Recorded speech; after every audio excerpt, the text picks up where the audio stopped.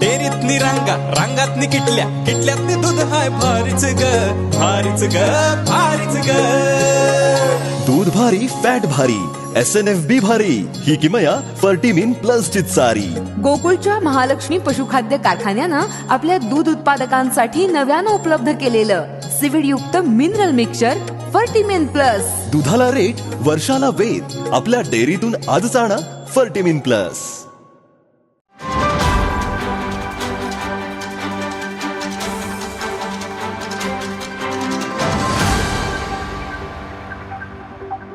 खरं तर शहराची हद्दवाढ झाली पाहिजे आणि ती होणार हा विश्वास आम्हाला या ठिकाणी आहे.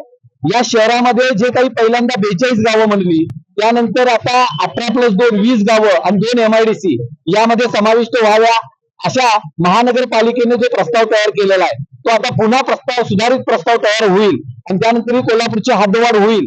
हद्दवाढीला विरोध करणारे जे 40-41 सरपंच आहेत या गावचे यांना ही हद्दवाढ नको आहे, कारण त्या ठिकाणी त्यांच्या ग्रामपंचायती सरपंच पद ग्राम सदस्य पद हे सगळे जाणार आहे.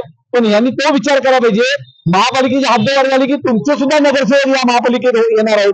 तुम्हीच या शहराचा वापर मोठ्या प्रमाणात करता. 3 लाख पेक्षा जास्त लोक रोज या कोल्हापुरात व्यवसायाच्या निमित्ताने नोकरीच्या निमित्ताने या ठिकाणी येतात.